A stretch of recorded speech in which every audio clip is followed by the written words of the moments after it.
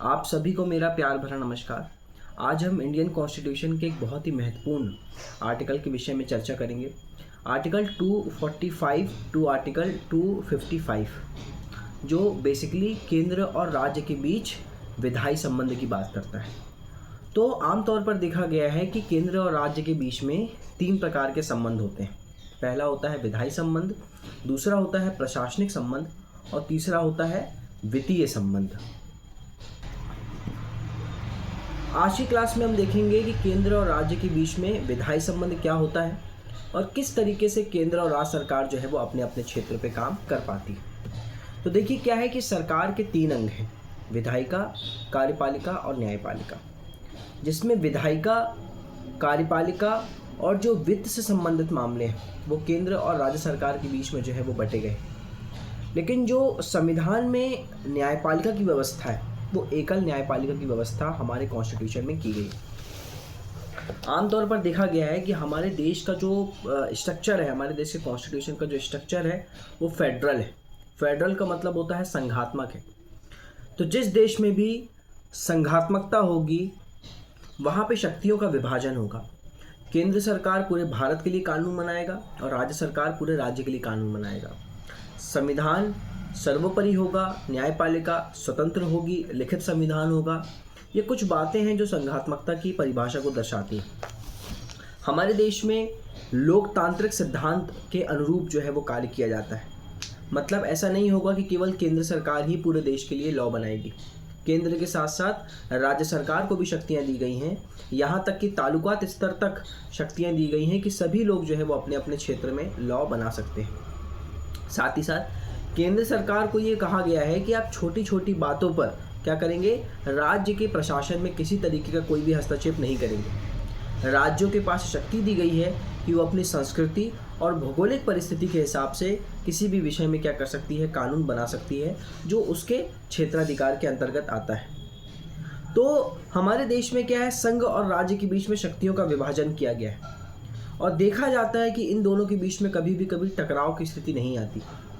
यदि हम एक कल्याणकारी राज्य की बात करते हैं और एक कल्याणकारी राज्य के सपने को साकार करना चाहते हैं तो ये जरूरी है कि केंद्र सरकार और राज्य सरकार के बीच में जो है वो हमेशा वैश्विक संबंध, मैत्रीपूर्ण संबंध और मधुर संबंध बने रहे, जिसके कारण दोनों ही अपने अपने क्षेत्र पर जो है वो कानून बना पाए।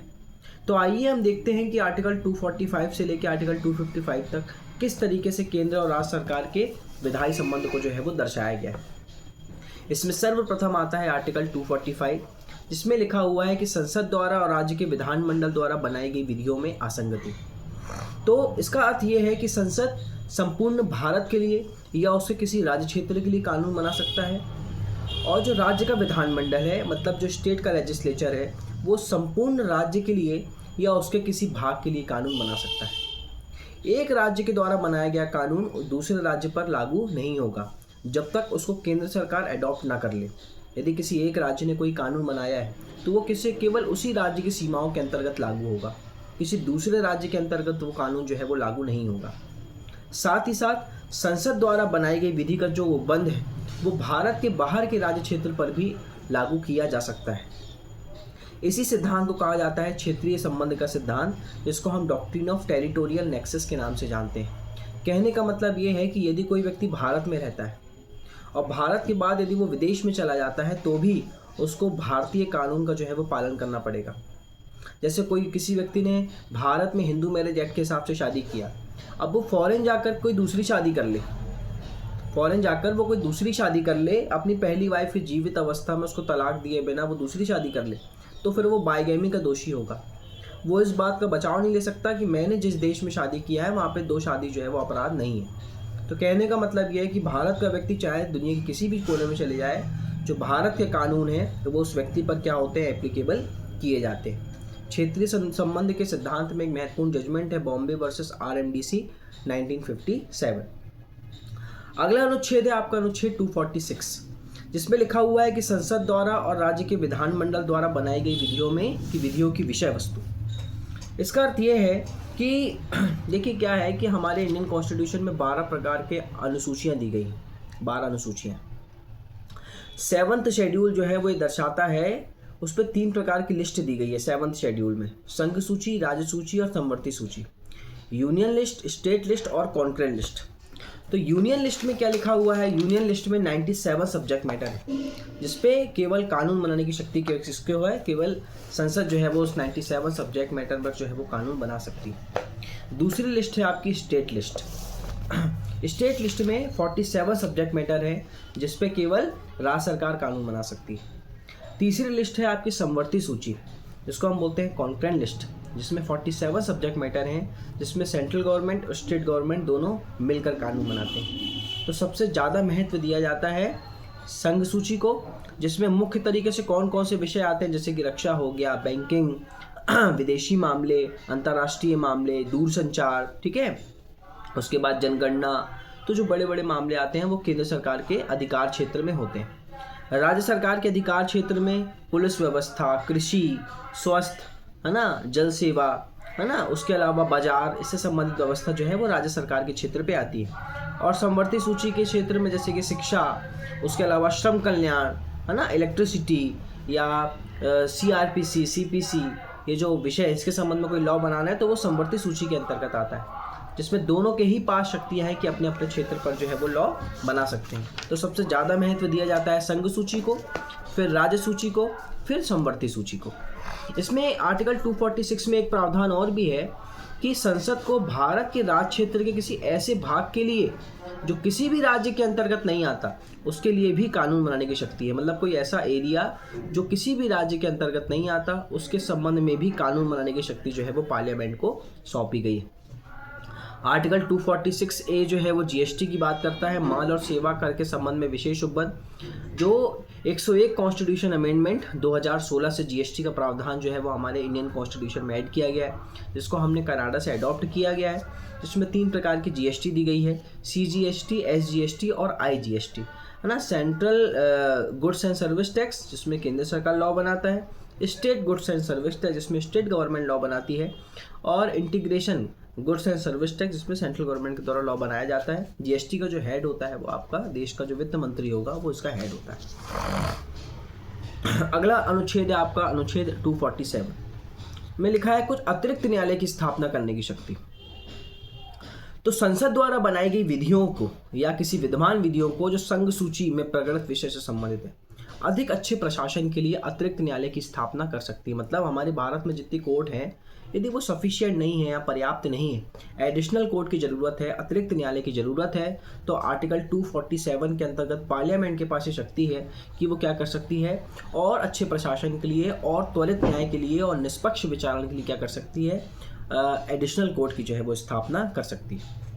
आर्टिकल 248 जो रेसिड्यूरी पावर ऑफ लेजिस्लेचर की बात करता है, जिसको हमने कनाडा के कॉन्स्टिट्यूशन से अडॉप्ट किया है, इस पे बताया गया है कि ऐसा कोई भी विषय जो ना ही स्टेट लिस्ट में डिफाइन किया गया है और ना ही कॉन्करेंट लिस्ट में डिफाइन किया गया है, तो उसके संबंध में कानून बनाने की जो शक्ति है वो भारत सरकार को होगी। जो संसद होगी वो ऐसे विषय पे कानून बना सकती है। आर्टिकल 249 जो राष्ट्रहित के विषय में विधि बनाने की बात करता है।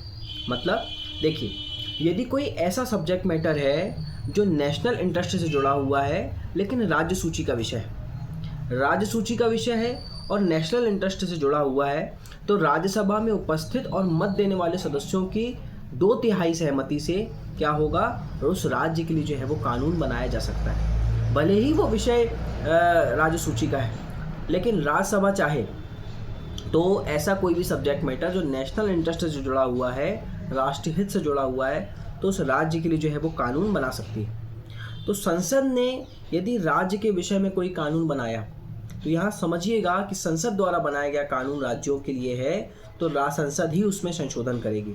यदि राज्यों के लिए संसद ने कानून बनाया है तो संसद ही उसमें संशोधन करेगी, वही उसको परिवर्तित करेगी या निरस्त कर सकती है। राज्य उसमें किसी तरीके की अपनी पावर का उपयोग नहीं कर सकता। आर्टिकल 250 यदि आपातकाल की घोषणा हो गई है तो संबंध में राज्य सूची में कानून बनाने की केंद्र सरकार की शक्ति। देखिए, जब कभी भी भारत में इमरजेंसी लगती है तो इमरजेंसी की कंडीशन में क्या होता है, हमारे देश का जो स्ट्रक्चर है वो संघात्मक से एकात्मक हो जाता है। पूरी शक्तियां राज्यों से केंद्र के पास चली आती हैं और फिर केंद्र ही सर्वे हो जाता है और उसके द्वारा बनाए गए लॉ ही पूरे भारत पर एप्लीकेबल होते हैं। तो जब भी कभी इमरजेंसी की कंडीशन है तो उस संबंध में राज्यों के लिए यदि कोई कानून बनाना है तो संसद के द्वारा कानून बनाए जाएंगे और राज्य जो है वो बाध्यकारी होगा कि संसद के द्वारा बनाया गया कानून राज्यों को मानना पड़ेगा।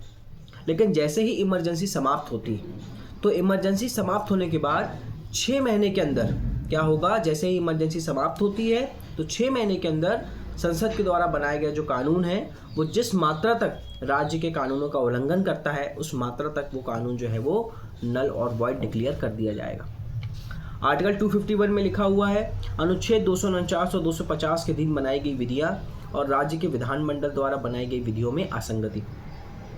यदि किसी 249 और 250 के संबंध में यदि संसद ने और राज्य के विधानमंडल दोनों ने ही कानून बना दिया है तो चाहे संसद ने पहले कानून बनाया हो या बाद में बनाया हो, संसद के द्वारा बनाया गया कानून ही अधिभावी होगा और राज्य का कानून जिस मात्रा तक संसद के बनाए गए कानून का विरोध करता है उस मात्रा तक राज्य का कानून जो है वो शून्य माना जाएगा।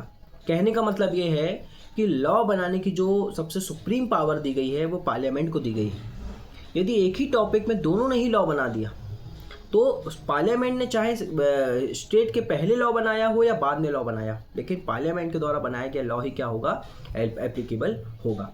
आर्टिकल 250, आर्टिकल 251, आर्टिकल 252 में लिखा हुआ है, 2 या अधिक राज्यों के लिए उनकी सहमति से विधि बनाने की संसद की शक्ति और ऐसे विषयों का किसी अन्य राज्यों द्वारा अंगीकृत किया जाना। यदि 2 या अधिक राज्यों ने क्या किया, पार्लियामेंट से रिक्वेस्ट किया कि आप हमारे विषय पे कानून बनाओ।